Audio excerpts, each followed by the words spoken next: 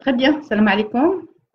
Très heureuse de vous retrouver encore aujourd'hui pour cette deuxième séance de comptabilité pour tous. Je tiens tout d'abord à vous souhaiter Awashan Broka pour tous et prenez soin de vous durant cette période. Voilà.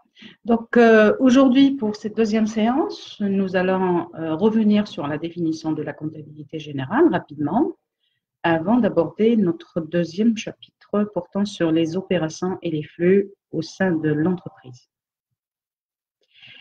Alors, on avait dit la dernière fois que la comptabilité pour une entreprise, c'est un outil d'information quantitative, mais c'est aussi une fonction de mémoire, parce que la comptabilité, c'est la traçabilité des chiffres.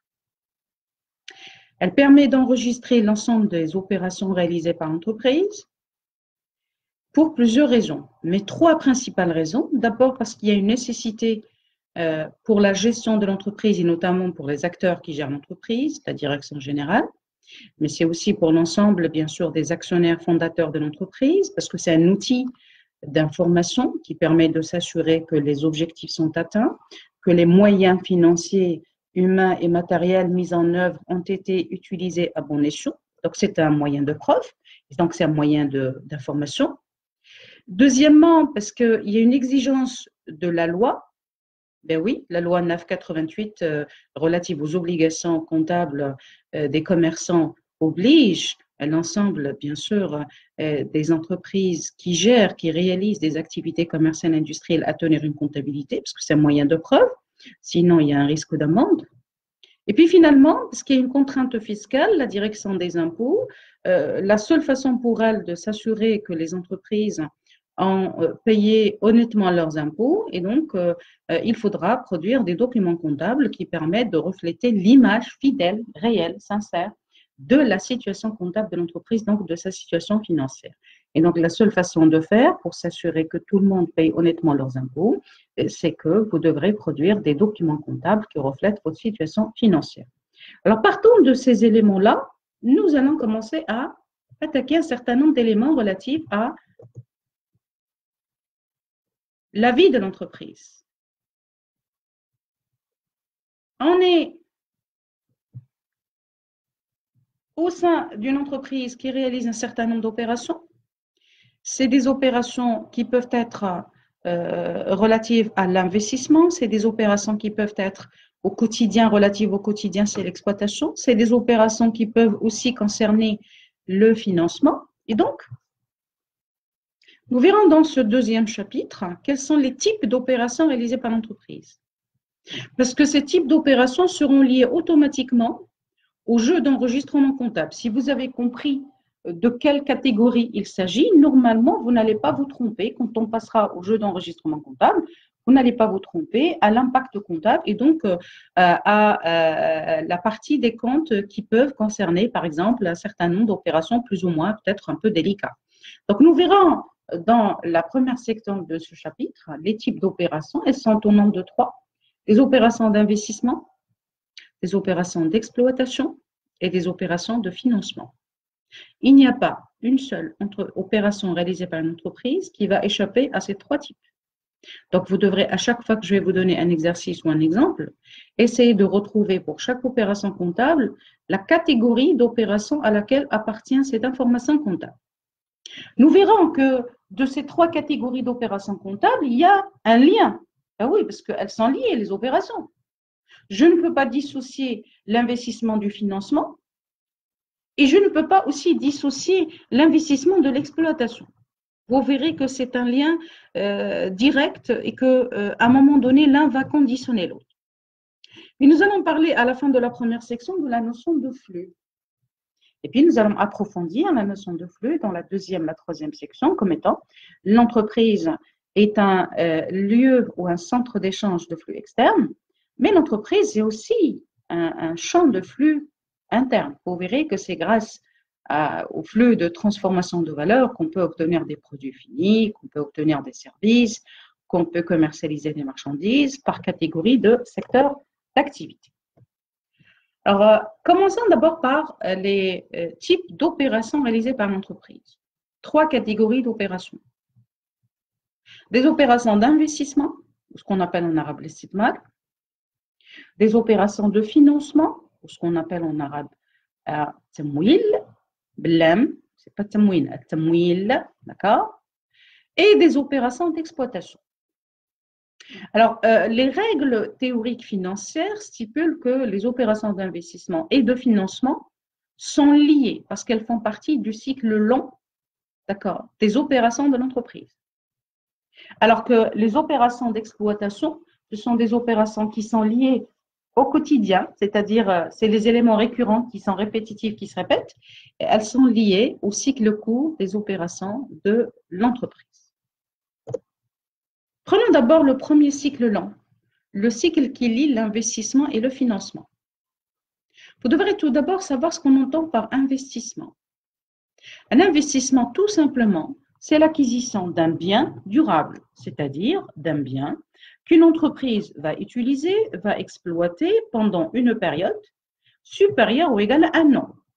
Et donc, si je prends n'importe quelle entreprise, n'importe quelle activité et que je juge ou bien que je pose la question au responsable de l'entreprise, cet outil ou ce bien, vous allez l'utiliser pendant combien d'années? S'il juge que c'est un usage pour un usage supérieur ou égal à un an, à partir d'un an et plus, eh bien pour nous, il a réalisé un investissement. Je donne un exemple. Un ordinateur pour une entreprise de commerce, c'est un investissement. Un ordinateur, par exemple, pour une entreprise industrielle, c'est un investissement. Une machine industrielle, c'est un investissement. Un bâtiment, c'est un investissement. Quand je dis bâtiment, peut-être j'utilise le terme comptable, c'est-à-dire c'est une construction. L'usine, le siège de l'usine, c'est un investissement. D'accord? Par contre, si je prends par exemple un concessionnaire de voitures, les sociétés qui achètent et qui revendent des voitures, quand elles achètent des voitures, ben, ce n'est pas un investissement parce que leur objectif, c'est quoi? Leur objectif, c'est l'achat des voitures, le stockage et la revente. Elles ne sont pas là pour acheter des voitures et les garder, elles sont là pour les commercialiser. Donc, les voitures qui sont achetées par les concessionnaires de voitures sont considérées tout simplement des marchandises. Et donc, une remarque très importante, pour bien définir la notion d'investissement, on avait dit qu'il y a l'acquisition d'un bien durable, c'est-à-dire un bien qui va être utilisé pendant un an et plus. Il faut revenir à la nature et au secteur d'activité des entreprises, soit des entreprises commerciales, soit des entreprises industrielles, soit des entreprises faisant partie des secteurs de services. C'est la nature de l'activité qui conditionne le type d'investissement. Et forcément, le financement, parce qu'un investissement, généralement, c'est un bien, un actif lourd. Quand je dis lourd, c'est-à-dire il est cher. Et quand je dis il est cher, ça veut dire il nécessite des moyens financiers. C'est tout à fait normal. Si je veux acheter un terrain pour la croissance de l'entreprise, eh bien, le terrain, le foncier coûte cher. C'est tout à fait normal quand j'achète, par exemple, une grande machine pour rebooster la chaîne industrielle et multiplier peut-être la production. C'est aussi des moyens financiers qu'il faut mettre en œuvre pour pouvoir, bien sûr, atteindre cet objectif de productivité. Et donc, quand je dis l'istithmar ou l'investissement, automatiquement, vous avez automatiquement la nécessité d'un moyen de financement à côté. Vous verrez que je reviendrai à ce lien entre l'investissement et le financement quand j'attaquerai, Inch'Allah, la prochaine fois, le prochain chapitre relatif au bilan. Vous verrez que c'est un lien immédiat et d'ailleurs, la nature de l'investissement et les ressources financières feront les premiers éléments que nous allons classer dans ce premier document comptable. Et aussi, quand on va passer, peut-être, il y a ceux qui suivent déjà des cours, en fait, de cours d'analyse financière, vous verrez aussi que, voilà, c'est très important de faire appel à cette règle d'équilibre entre la valeur de l'investissement et les moyens financiers mis en œuvre, parce que c'est la première règle d'une bonne santé financière.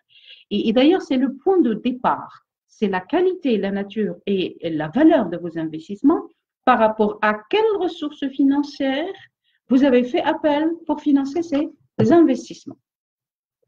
L'investissement, on l'appelle selon le jargon comptable immobilisation. Et c'est un jargon très spécial, c'est-à-dire ni vous, ni moi, ni les experts n'ont le droit de changer ces appellations. Quand je parle d'investissement, un bien durable, eh bien, selon la loi sur la comptabilité, eh bien, ces biens durables, on les appelle immobilisation. L'acquisition donc d'une immobilisation nécessite des ressources financières très importante. Et la première ressource financière importante, c'est le capital social, n'est-ce pas? C'est le capital d'apport. C'est les montants mis en commun initialement par les actionnaires. Mais il n'y a pas que ça. Parfois, ce capital, ras el mal, reste un peu, on va dire, peu suffisant pour financer et compléter le financement des autres investissements. Et bien, vous serez obligé de faire appel à des crédits à long et moyen terme. Ces crédits à long et moyen terme vont vous aider justement à compléter l'acquisition de ces investissements dont on a parlé, dont on est en train de parler. Et on avait dit qu'ils coûtent un peu cher parce qu'ils nécessitent des moyens financiers, vu quand même leur valeur sur le marché. Alors, essayons de caractériser l'investissement chez la petite et moyenne entreprise, ou bien la très petite entreprise, la TPE, et la grande entreprise. Dans le cas des PME, on n'investit pas tout le temps. On ne va pas s'amuser à acheter du matériel tout le temps. On achète une voiture une fois chaque 10 ans, on ne peut pas acheter des voitures tout le temps. Et donc, ce sont des opérations exceptionnelles. Il peut s'agir, par exemple, comme je l'avais dit, de l'achat de la voiture par exemple, du patron. Il peut s'agir, par exemple, de l'achat d'une machine. Il peut s'agir de l'achat d'un ordinateur. Ça peut être aussi le cas de réaménagement du magasin. Quand je parle du réaménagement, c'est toutes les transformations que vous apportez à un magasin pour le rendre viable à l'activité, c'est-à-dire pour le rendre, comme on dit, exploitable. Ça peut être, par exemple, des installations techniques, de la climatisation électrique, ça peut être le revêtement du sol en marbre, en parquet, ça peut être une nouvelle peinture, ça peut être éventuellement des installations un peu plus spécifiques, la séparation des murs, tout ça, vous l'apportez, ces transformations, vous les apportez à votre magasin pour le rendre viable à l'exploitation et à l'activité. D'autres exemples, l'achat de matériel industriel, l'achat de meubles, l'achat de bureaux, l'achat par exemple, comme je l'avais dit tout à l'heure, de matériel informatique. Tout ça fait partie de ce qu'on appelle investissement. L'achat aussi de terrain, l'achat de bâtiments font partie des investissements. Donc, revenez à l'activité d'entreprise.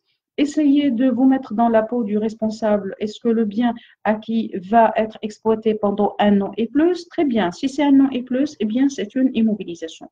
Ces biens acquis durables, forcément nécessitent des moyens financiers.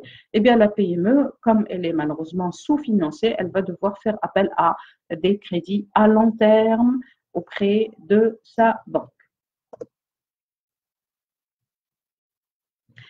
Pour les grandes entreprises, c'est tout à fait normal quand on voit les grandes sociétés que ces opérations d'investissement arrivent. Ce sont des opérations de renouvellement ou de remplacement qui sont bien sûr assez fréquentes, ces opérations. C'est normal qu'une entreprise, quand elle voit son matériel obsolète, le mot obsolète signifie quoi? Signifie, on va dire, la dégradation, c'est-à-dire la baisse, la dépréciation de la valeur des biens acquis. Et donc, c'est normal qu'une entreprise, pour maintenir son niveau et donc sa capacité de production, qu'on va devoir renouveler d'une manière périodique ses investissements, ses machines. Donc l'investissement dans la grande entreprise va l'aider à maintenir le cap de sa capacité de production. Et bien sûr, comme pour la PME, les investissements nécessiteront aussi des ressources très, très importantes, beaucoup plus importantes que la valeur de l'investissement chez la petite ou moyenne entreprise.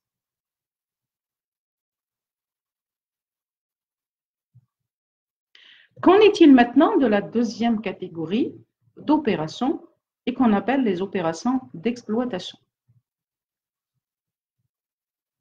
L'investissement, on l'avait défini comme étant l'achat d'un bien durable, c'est-à-dire l'acquisition d'un bien qui va rester au-delà d'1 an et qu'on a appelé immobilisation. Alors, quand je dis je réalise une opération d'exploitation, eh bien, je ne suis pas dans le temps. Je suis dans des opérations très fréquentes et répétitives.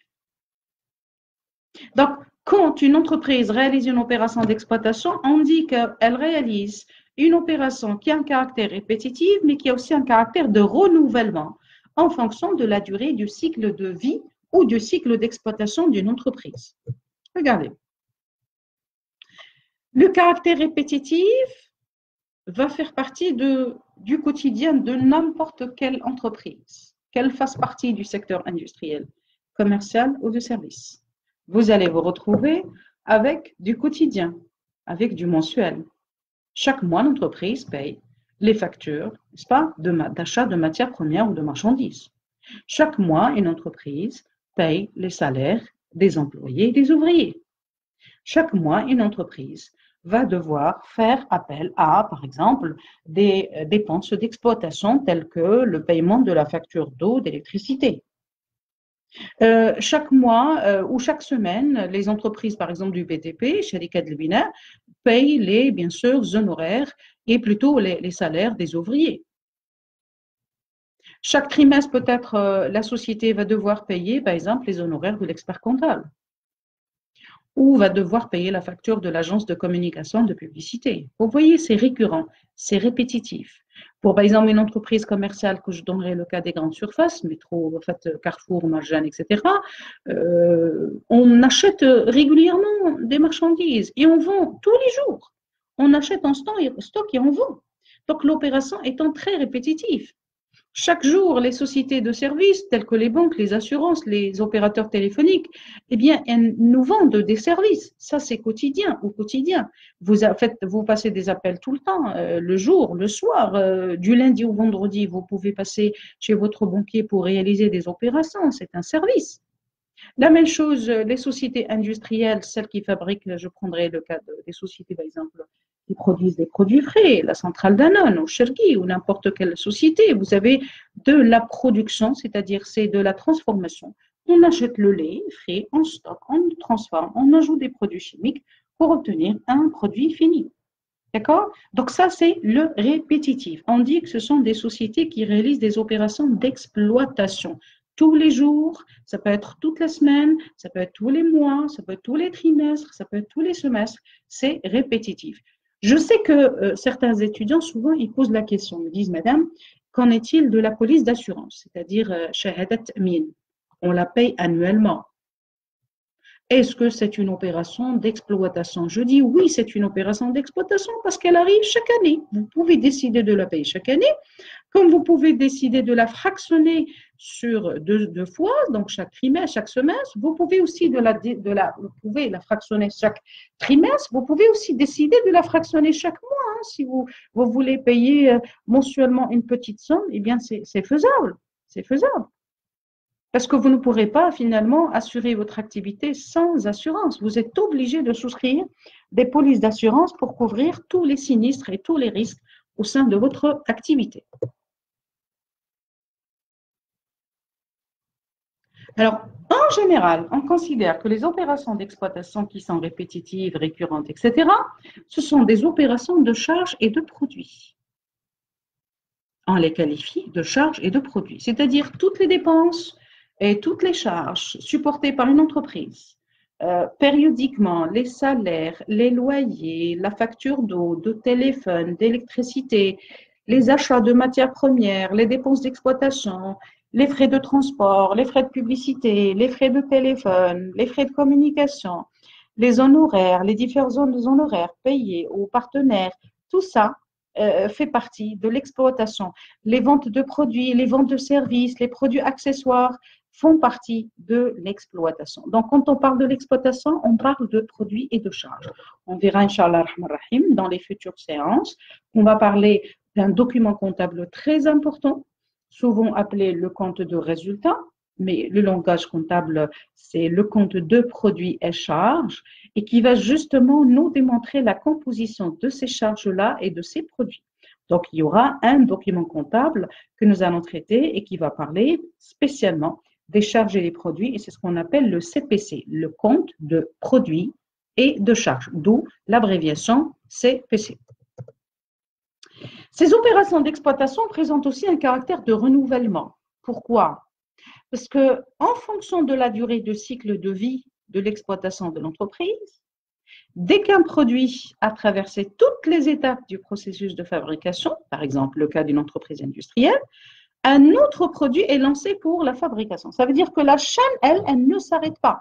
Et quand on planifie une chaîne de production, automatiquement on planifie une quantité. Une fois fini, nous lançons la deuxième activité et ainsi de suite. Donc, on est dans la continuité du processus, on est dans la répétition, on est dans le renouvellement, bien sûr, de la chaîne industrielle. C'est aussi valable pour le cas des activités de service. Une banque, elle ouvre ses portes du lundi au vendredi. Même s'il y a 0 client le lundi, 0 client le mardi, 0 client le mercredi, elle ne peut pas fermer. Elle est obligée d'assurer ses prestations de service au quotidien. C'est vrai que c'est un peu aléatoire. Généralement, on a le lundi et mardi, c'est l'activité la plus importante réalisée en début de semaine. Mais bon, il y a des activités réalisées tout au long de la semaine. La même chose pour le cas des assurances, la même chose pour le cas des activités commerciales. Eh bien, on n'arrête pas. On est dans un caractère de renouvellement de l'opération et de répétition de l'opération. Ces opérations, on avait dit, tient compte du cycle d'exploitation. Et ce cycle d'exploitation, comment on peut le définir? Eh bien, on peut le définir comme étant le temps qu'il faut pour qu'une activité, par exemple, ou pour qu'un produit, par exemple, je prendrai le cas d'un produit fini, pour qu'un produit fini puisse, depuis l'instant du début de sa fabrication jusqu'au moment où il est finalisé pour être servi, être mis entre les mains d'un client, eh bien, ce temps compris entre l'instant 0 du début de l'activité, donc du début de la production, et l'instant N à la fin du cycle, celle de la réalisation du produit, eh bien, on dira que c'est un cycle d'exploitation. Le cycle d'exploitation peut être de quelques minutes, quelques heures, de quelques jours, de quelques semaines, voire même quelques années. Quelques minutes, quelques instants, donc quand vous prenez votre téléphone et que vous passez un appel téléphonique pour joindre une personne dans un bout du monde quelque part, eh bien, c'est quelques secondes. Allô, oui, bonjour, ça va, vous allez bien, c'est quelques secondes. Vous pouvez aussi passer quelques jours. Par exemple, la commercialisation d'un produit peut peut-être dans un supermarché demander quelques jours. Rien que dans les produits frais, on a une durée de péremption, ce qu'on appelle mudat salahia, qui peut aller jusqu'à 3-4 jours. D'accord? Et de quelques semaines, ça peut être la fabrication d'appareils électroménagers, d'appareils électriques, d'appareils, par exemple, mécaniques, la fabrication peut-être ou le montage d'un ordinateur pour une entreprise qui n'assure que le montage, je précise, que le montage. On achète les pièces électroniques, on va les assembler, ça peut peut-être être 3-4 jours, je ne sais pas, je donne juste un exemple, et après, vous avez votre ordinateur qui est déjà bien ficelé. Voire même quelques années, c'est l'exemple du BTP ou des grands chantiers. La fabrication d'une route ou d'un bâtiment, d'un immeuble, c'est pas en quelques jours, attention, c'est en quelques semaines. Bien sûr, le développement technologique a fait qu'actuellement, avec les imprimantes 3D, on a la possibilité de monter des maisons en quelques heures. C'est incroyable le développement technologique. Et d'ailleurs, on ne peut plus dissocier l'innovation technologique de l'entrepreneuriat. Vous êtes obligé d'innover si vous voulez franchement vous positionner dans un marché. Donc, le cycle d'exploitation dépendra en quelque sorte de l'activité d'une entreprise. Pour le cas d'une entreprise, par exemple, commerciale, c'est clair, les supermarchés, regardez là, on ne fait que acheter. C'est ce qu'on appelle la phase d'approvisionnement en marchandises. On stocke ces marchandises pour pouvoir les distribuer juste après. Ça veut dire que son cycle d'exploitation est composé de 3 phases. Tous les articles que vous voyez dans les espaces de commerce, c'est-à-dire les supermarchés, Halmarjan, Carrefour, La Belle Vie, etc., tous ces espaces-là, eh bien, à l'intérieur, il n'y a que des marchandises. Donc, la première phase, c'est la phase d'approvisionnement, ce qu'on appelle aussi la phase d'achat. Ces marchandises seront stockées, c'est la deuxième étape, et donc, durant le stockage, ça pourrait prendre quelques heures, ça pourrait prendre quelques semaines, ça pourrait prendre plusieurs années. Parfois certains articles qui ne se vendent pas, et dans ce cas, on va devoir les déstocker. Mais la logique des activités commerciales étant de vendre rapidement, c'est ça leur point de force. Vous voulez être performant dans le secteur commercial, vous avez intérêt à vendre rapidement. Et finalement, la distribution, c'est la dernière étape, c'est la vente directe au client. Alors que pour une entreprise industrielle, regardez, vous devrez d'abord vous approvisionner. C'est une phase similaire à la phase relative à l'activité commerciale. Vous allez stocker les matières premières, comme ici, en stock.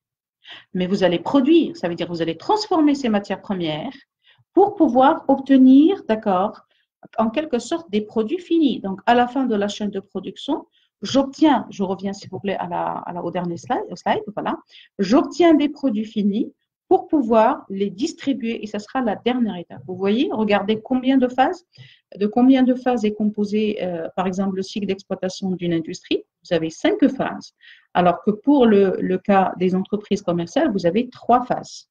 Ici, je vois très bien que c'est une entreprise qui va devoir, pour le cas des industries, ou même des activités de service, on va devoir quelque part faire très attention à chacune des phases, exception faite des entreprises de services, industrielles de services, eh bien, on n'aura pas de stockage, on aura quelque part la conception initialement, d'accord? Je donnerai l'exemple d'une entreprise de fabrication des voitures. Vous savez, avant la phase d'approvisionnement de matières premières, il y a la phase de conception. Il y a la phase d'assemblage, bien sûr, des pièces, qu'on appelle la phase d'industrialisation.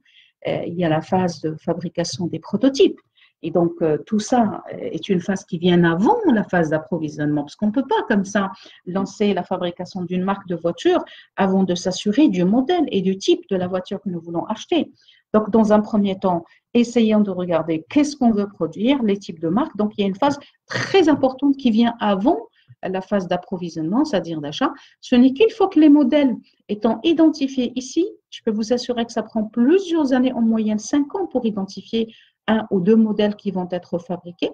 Donc, une fois les modèles fabriqués, une fois plutôt les modèles identifiés, testés, les prototypes testés, exposés dans les showrooms à l'échelle internationale, on décide bien sûr de la marque à produire du type et on commence donc la chaîne industrielle.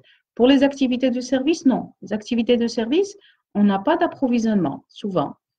On a uniquement la conception du produit ou du service, d'accord? Généralement, je donnerai l'exemple, je ne sais pas, le secteur de télécom, quand on conçoit par exemple un nouveau produit, eh bien la phase de conception, elle est très importante.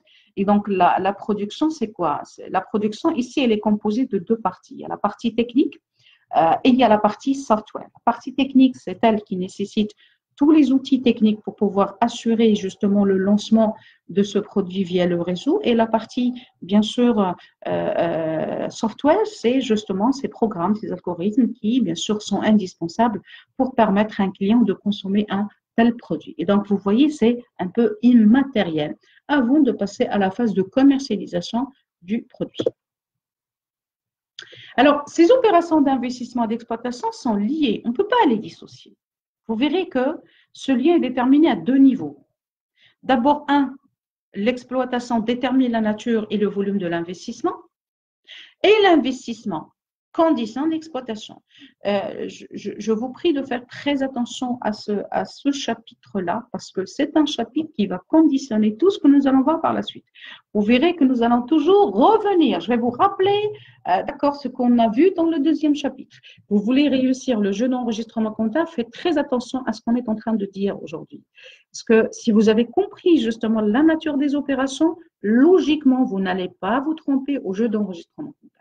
Et la bête noire des étudiants, surtout des étudiants des établissements, des business schools, des facultés, etc., ou des étudiants qui ont dans leur cursus, dans le programme de la comptabilité, eh bien, vous verrez, la bête noire, c'est d'essayer d'identifier justement où mettre le chiffre, c'est-à-dire où les enregistrer, ces informations comptables. Si vous avez compris justement ce qu'on n'entend pas, opération d'exploitation, opération d'investissement et opération de financement, je peux vous assurer que ce sera un jeu d'enfant par la suite pour vous. Donc, regardons le lien entre les deux. Alors, on dit d'abord que l'exploitation détermine la nature et le volume de l'investissement. Et que par la suite, l'investissement conditionne l'exploitation. Je donne un exemple. Si j'aménage un snack et que, plutôt, je voudrais monter par exemple un projet de snack, par exemple un fast-food, qu'est-ce qu'il me faut? Ben, il faut un magasin. Il faut que j'aménage le magasin en fonction de l'objectif, de l'activité. Il me faut un réfrigérateur, il me faut peut-être une table de préparation, il me faut des assiettes, il me faut une friteuse, et il me faut tout un ensemble d'éléments relatifs à la petite restauration. Donc, quelqu'un qui me dira, non, madame, mais on peut mettre peut-être, non pas un réfrigérateur, on peut mettre peut-être une machine à laver. Non, on n'a pas besoin de machine à laver, on n'a pas besoin de machine à coudre. Parce que l'objectif, c'est quoi? C'est de réaliser l'exploitation ici, qui est un fast-food et un restaurant. Vous voyez? Et donc, la nature de votre activité, c'est-à-dire l'exploitation, conditionne le type et le volume de l'investissement. Vous voulez servir combien de sandwichs par jour? 200 sandwichs? Eh bien, vous avez intérêt à avoir un peu plus d'espace et avoir quand même un peu de matériel plus puissant et avoir un peu, on va dire, relativement plus de matériel pour pouvoir stocker les produits dont vous avez besoin. Et de l'autre côté, c'est aussi, l'autre sens, c'est aussi valable. Regardez, on dit que l'investissement conditionne l'exploitation. Vous ouvrez la porte d'un magasin, vous trouvez tous les outils relatifs à la restauration, des fours, micro-ondes, friteuses, tout un ensemble d'éléments, les ustensiles de cuisine, les assiettes, etc. Qu'est-ce qu'on peut faire avec ça, avec un tel investissement? On ne peut faire que de la restauration. Vous voyez? Donc, l'exploitation conditionne automatiquement, détermine le type d'investissement dont vous avez besoin et indirectement, l'investissement va conditionner le type d'exploitation. Alors, on passe au dernier point de cette première section, c'est les flux. Et souvent, beaucoup de gens n'arrivent pas à comprendre ce qu'on entend par flux. Alors, les flux, ou ce qu'on appelle souvent les flux économiques, sont des mouvements de valeur homogènes. Si vous voulez, c'est des opérations. Mais des opérations de valeur. C'est-à-dire, vous verrez que à la fin de chaque opération, il y aura une contrepartie. Ces flux seront réalisés entre deux acteurs, ce qu'on appelle deux agents économiques. Dans ce cas, on les appellera flux externes. Par exemple, l'entreprise avec la direction des impôts, l'entreprise avec le client, l'entreprise avec le fournisseur, l'entreprise avec la banque. Ou même, vous verrez qu'on va observer aussi, exactement, c'est des cash flows, c'est ça.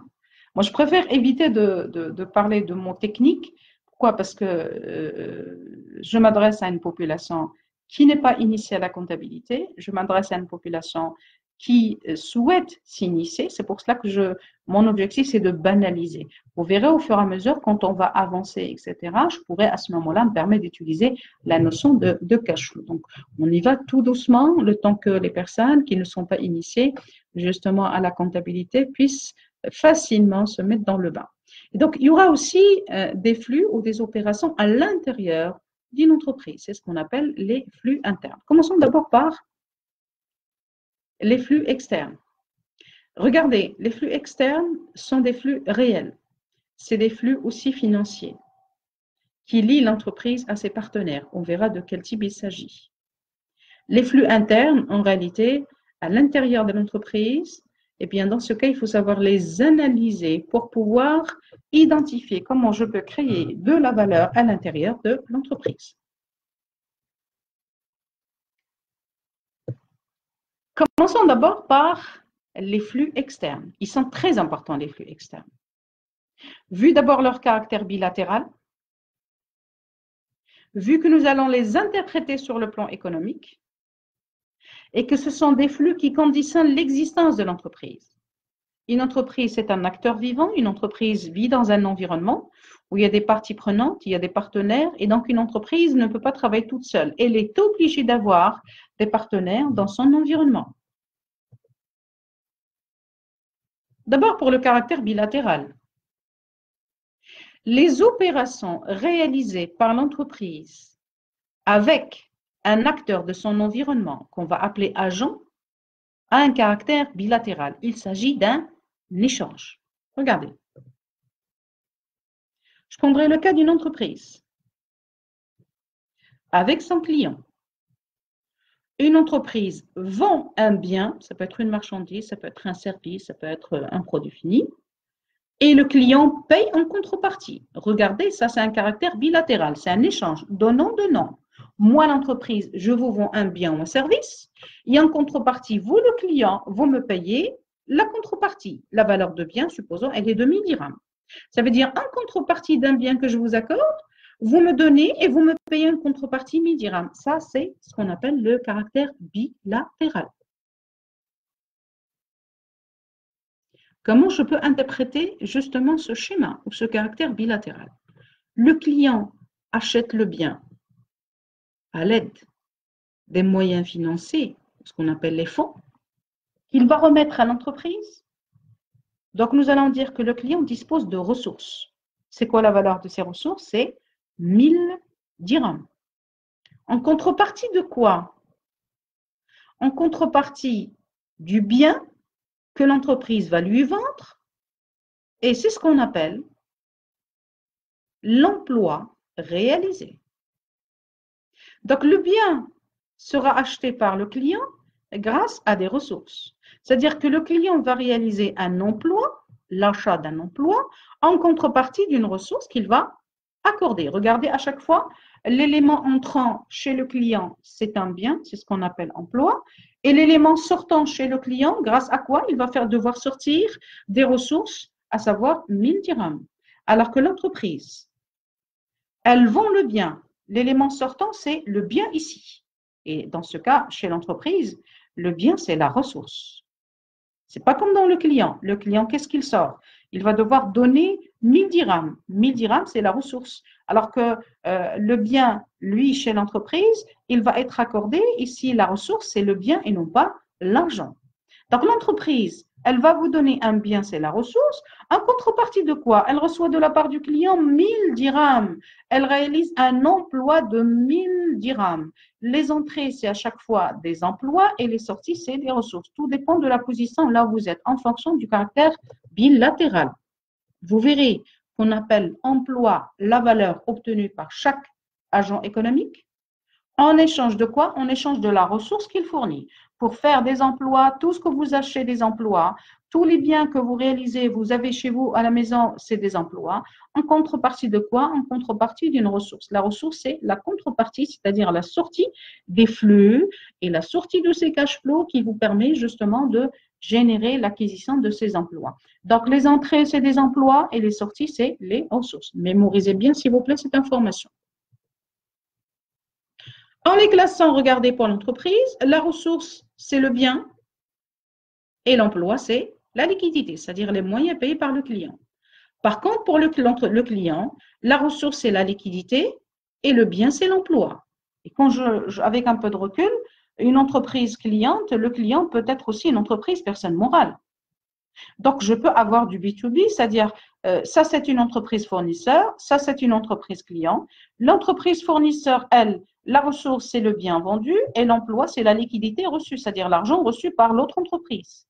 L'entreprise de cliente, elle, sa ressource, c'est les moyens financiers, c'est la liquidité, en contrepartie de l'emploi qu'elle réalise. Donc, toutes les entreprises réalisent des emplois et des ressources, s'il vous plaît. L'entrée, la réalisation, c'est les emplois et les sorties, c'est les ressources, aussi des fonds.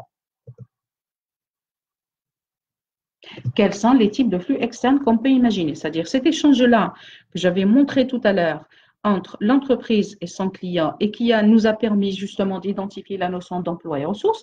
Les emplois, c'est les entrées et les ressources, c'est les sorties. Eh bien, qu'est-ce qu'on peut imaginer comme type d'échange? Il y a 3 catégories d'échange.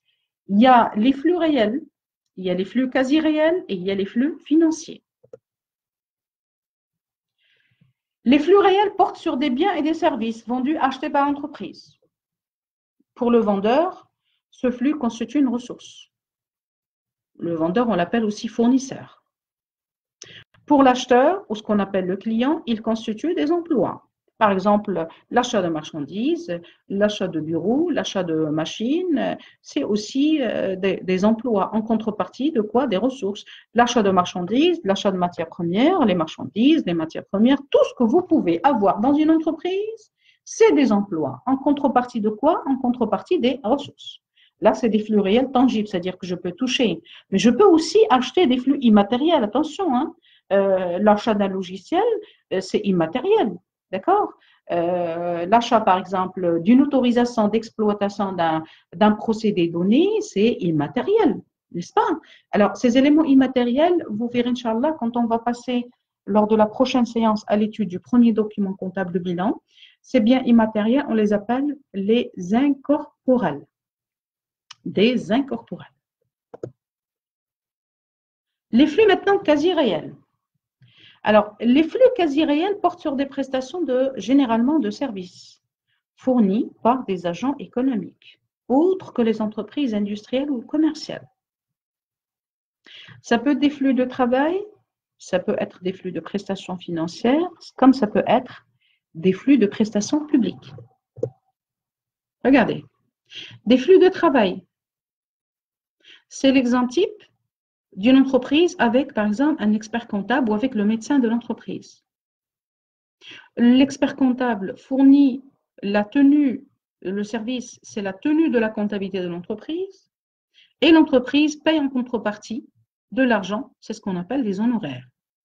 C'est-à-dire toutes ces professions d'une manière générale, libérale, mihal hurra, vous avez l'avocat de l'entreprise, le médecin de l'entreprise, l'expert comptable de l'entreprise, le conseiller de l'entreprise. Eh bien, ces professions libérales, d'accord, touchent en contrepartie de leur travail, c'est-à-dire du travail fourni et offert à l'entreprise, des indemnités qu'on appelle honoraires. Ça, c'est un flux de travail. Flux de prestations financières, c'est la relation qui lie l'entreprise avec ses bailleurs de fonds, qu'on appelle la banque. La banque, quel est son rôle principal? La banque assure deux missions principales. Elle assure une mission d'abord de sauvegarde de vos fonds, c'est comme un agent de sécurité, qui préserve vos fonds, qui préserve finalement l'argent que vous possédez, et vous avez peur de le perdre, d'être agressé, donc vous préférez aller ouvrir un compte bancaire, et la banque, elle va devoir donc le sécuriser. Ça, c'est une mission, tout simplement, de sécurité des fonds. Et la deuxième mission, c'est quand la banque commence à vous prêter de l'argent, c'est-à-dire elle commence à utiliser son propre compte pour vous aider financièrement. Bien sûr, ce n'est pas gratuit. Dans ce cas, la banque, elle va facturer un service de ses prêts, c'est-à-dire de cette dette qu'elle vous accorde. Eh bien, le service de la dette, c'est ce qu'on appelle le loyer de l'argent loué, et c'est ce qu'on appelle en langage financier les intérêts, le fawaïd. Donc, la banque, elle vous offre principalement deux types de services.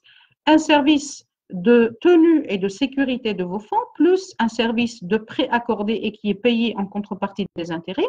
Mais bien sûr, le développement du métier de la banque a fait que la banque, elle peut vous offrir encore d'autres catégories de services, tels que par exemple le placement de vos fonds, tels que par exemple des déplacements sur les marchés financiers. Elle pourrait vous offrir tout un ensemble de services, quand même, vu le développement récent du métier de la banque.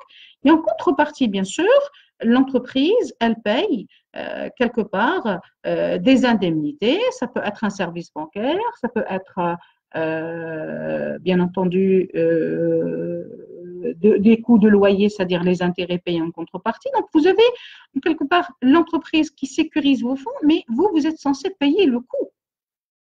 Et le premier coût que vous payez, c'est le service bancaire, et le deuxième coût que vous allez devoir payer, c'est les intérêts que vous allez devoir payer sur les crédits accordés, bien sûr, par votre banquier.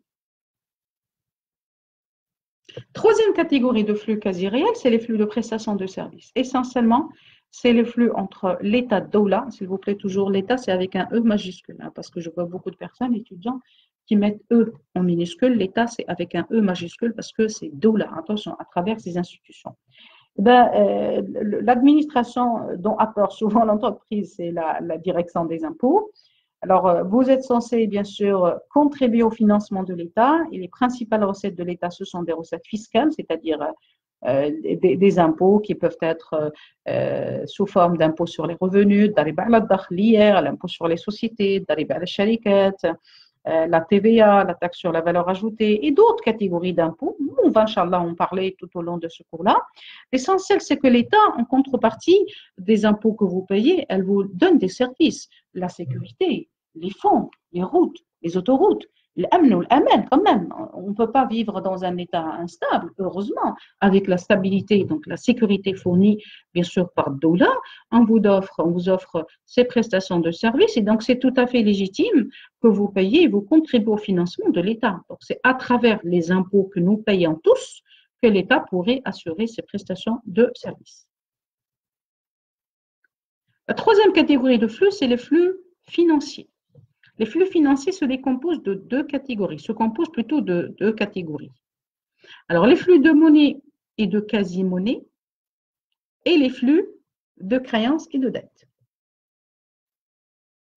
Les flux de monnaie et de quasi-monnaie, il s'agit d'opérations dont le paiement est au comptant. Regardez le mot comptant en rouge.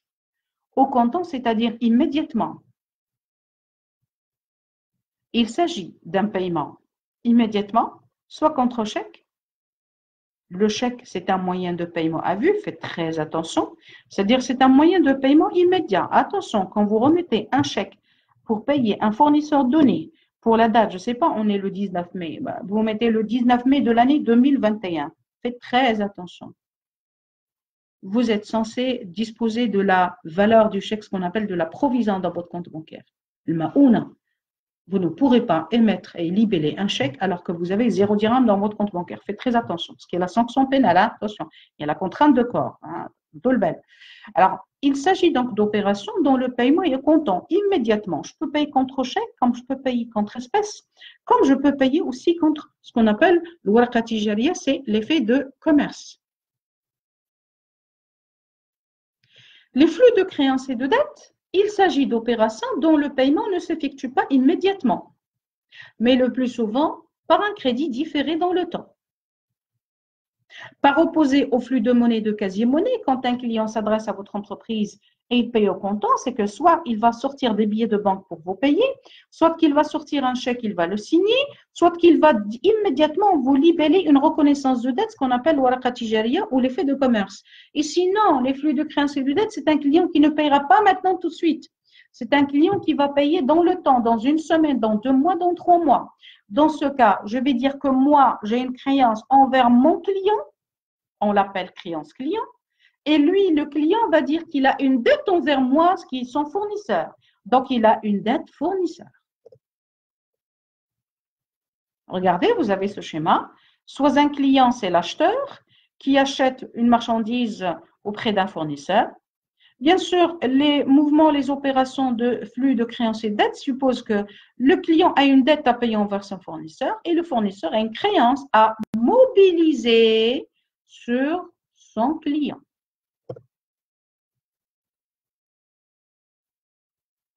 Alors, on vient de voir que l'entreprise réalise des opérations d'exploitation, de financement et d'investissement. On vient de voir qu'il y a un lien entre l'exploitation et l'investissement et le financement. On vient de voir les types de flux externes et qui permettent bien sûr à une entreprise d'exister et d'avoir des liens avec des parties prenantes, les clients, les fournisseurs, les banquiers, les assurances, l'État, ce sont des acteurs de son marché. Mais n'oublions pas que l'entreprise, elle vit à l'intérieur des 4 murs de l'usine. Et donc, ce n'est pas parce que l'entreprise entretient des flux avec les acteurs de son environnement que nous allons pour autant négliger ce qui se passe à l'intérieur de l'entreprise. Eh bien, l'entreprise, c'est aussi un centre de flux interne. Regardez.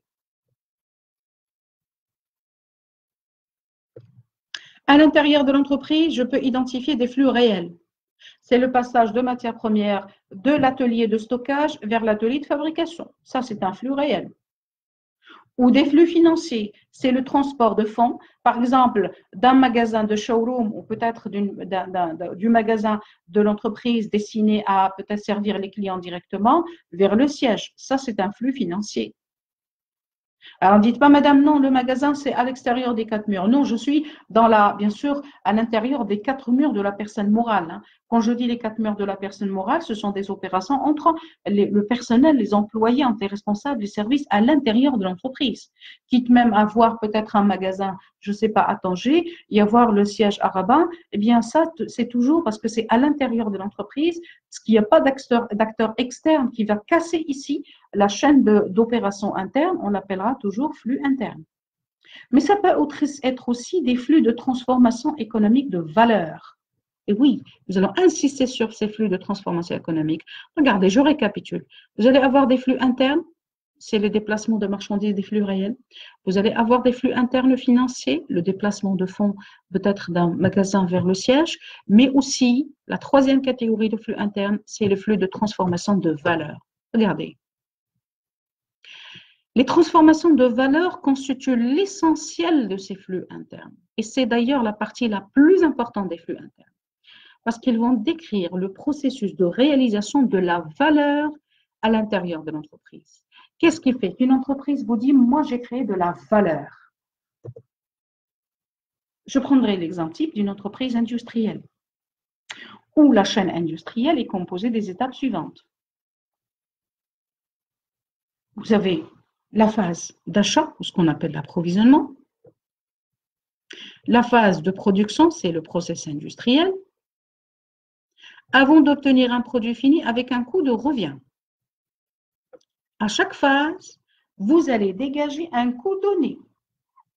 À l'achat de matières premières, je vais obtenir un coût d'achat. Lors de la phase du process industriel, j'obtiendrai un coût de production. In fine, nous allons obtenir un coût de revient. Qu'est-ce qu'un coût d'achat? Rapidement, c'est l'ensemble de toutes les dépenses engagées par l'entreprise pour réussir l'achat. Quand je dis toutes les dépenses, que peut supporter une entreprise pour réaliser l'opération d'achat? Il y a d'abord le salaire du commercial qui va les négocier avec les fournisseurs. Il y a d'abord les frais de déplacement, c'est la camionnette qui va aller déplacer le commercial ou peut-être pour pouvoir négocier peut-être les types de matières premières. Il y a la facture d'achat proprement dit. Il y a les frais de transport, du déplacement des matières premières ou des marchandises. L'ensemble de ces charges-là constitue le coût d'achat. Le coût de production, regardez, on est à l'intérieur de l'atelier de fabrication. Toutes les dépenses engagées à l'intérieur de cet atelier de fabrication pour obtenir un produit fini, je prendrai par exemple une bouteille d'eau minérale. Pour assurer la fabrication d'une bouteille d'eau minérale, qu'est-ce qu'il faut? D'abord, il me faut de la matière première, donc j'aurai besoin du coût d'achat. Il faut que je transforme cette matière première. Il faut que j'obtienne l'étui en plastique pour assurer le soufflage et le remplissage avant le contrôle qualité pour obtenir la bouteille. Je suis dans ce cas dans un processus de transformation de valeur. La première valeur, c'est la matière première, jusqu'à l'obtention d'un produit fini qu'on appelle coût de production. Les bouteilles d'eau minérale seront stockées juste après. Et finalement, vous allez avoir le coût de revient. Eh bien, le coût de revient, c'est tous les coûts que vous avez supportés depuis l'amont pour l'obtention de la matière première jusqu'à l'aval, c'est-à-dire jusqu'à la distribution du produit fini chez le client. C'est-à-dire, qu'est-ce qu'il faut? Je dois prendre le coût d'achat intégré déjà dans le coût de production, auquel j'ajoute le coût de distribution. J'obtiens un total de charges. Le total des charges, c'est le coût de revient, ce qu'on appelle tekloufa al-intaj. Eh bien, on assiste à la création de valeur à l'intérieur de l'entreprise. C'est un processus composé d'activités. Les activités sont liées. Chaque activité est mesurée par une unité d'inducteur. Chaque inducteur permet de quantifier quand même un certain coût. Il y a de la transformation de valeur. Et la dernière catégorie de flux interne, c'est la notion de résultat. On parle de perte ou de bénéfice. Natij nihai. Les flux de résultats, perte ou bénéfice dépendent de la conjoncture. Si c'est une mauvaise conjoncture, eh ben malheureusement, vous allez subir une perte. La destruction de valeur par l'entreprise fera que vous avez investi, vous avez acheté du matériel, mais malheureusement, il y a eu de la dégradation à l'intérieur de l'entreprise, une mauvaise utilisation des facteurs de production, où les matières premières n'ont pas été stockées dans des conditions, par exemple, de température frigorifiée donnée, par exemple des produits fragiles alimentaires, c'est de la dégradation, c'est de la perte. Ou même parfois, vous payez des ouvriers, des employés sans qu'il y ait une contrepartie de travail, c'est de la dégradation. Ou parfois, vous avez une grande consommation d'énergie, d'électricité, sans qu'il y ait un retour sur la chaîne industrielle. Vous imaginez une machine qui tourne rond, mais qui n'arrête pas sans qu'il y ait de production. C'est de la, bien sûr, dégradation de valeur. Des flux de bénéfices? Ah oui, bien sûr, c'est ce qu'on souhaite. Ils correspondent à la création de valeur par l'entreprise du fait de son activité. Les flux de bénéfices, en réalité, bien que logiquement, elles seront concrétisées suite à l'opération de vente, mais déjà quand vous finalisez vos stocks de produits finis avec pratiquement un minimum de déchets ou un minimum, on va dire, de rebut, c'est-à-dire de produits défectueux, avec un stockage dans des conditions idéales, un emballage dans des conditions idéales, avec des commandes venues de la part du marché, ben c'est normal, vous allez pouvoir réaliser des flux de bénéfices. Voilà. On vient de terminer exactement au temps voulu notre séance. Je vous rappelle qu'on est à la deuxième séance. on vient de voir les différentes catégories d'entreprises réalisées par l'entreprise, les différentes plutôt catégories d'opérations réalisées par l'entreprise. On vient de voir des opérations d'investissement, des opérations d'exploitation, voilà, des opérations de financement. Je retourne aux différents slides. Voilà. On vient de lier les opérations entre elles, dans le cadre de flux, et nous avons parlé initialement de flux interne, de flux externe. Et on vient aussi de voir le flux interne le plus important, c'est le flux de transformation de valeur qui permet d'obtenir un produit fini. Voilà. Inch'Allah Rahman Rahim, nous verrons dans le prochain chapitre les premières opérations réalisées dans le cadre patrimonial, c'est le bilan. Je vous souhaite dans ce cas bonne fin de semaine et on se donne rendez-vous, Inch'Allah Rahman Rahim, le mardi de la semaine prochaine, peut-être à la même heure, pourquoi pas, pour l'étude du premier document comptable réalisé par l'entreprise, à savoir le bilan. On va essayer de progresser au fur et à mesure pour regarder ce que c'est qu'un bilan, comment situer tout ce qu'on a vu aujourd'hui et la semaine dernière à l'intérieur du bilan. Vous verrez, à l'intérieur du bilan, je verrai l'investissement, je verrai les opérations de financement et je verrai les opérations d'exploitation. Vous serez capable à chaque fois de classer chaque opération où la mettre. Et vous allez dire, ah oui, c'est vrai madame, vous avez raison, l'opération d'investissement, elle est classée en haut, l'opération d'exploitation un tout petit peu au milieu, l'opération peut-être de financement à droite et à gauche, parce que vous avez bien compris ce qu'on entend par ces trois opérations et donc forcément, vous allez pouvoir établir votre bilan rapidement. Je vous souhaite bonne fin de journée, portez-vous bien, restez à la maison, m'approche bzaf, ça va passer très très très vite, l'essentiel c'est notre santé. Et je vous souhaite d'ici là Eid Mubarak Saïd à tous et à très très bientôt. Fi amanillahi wa hifdih.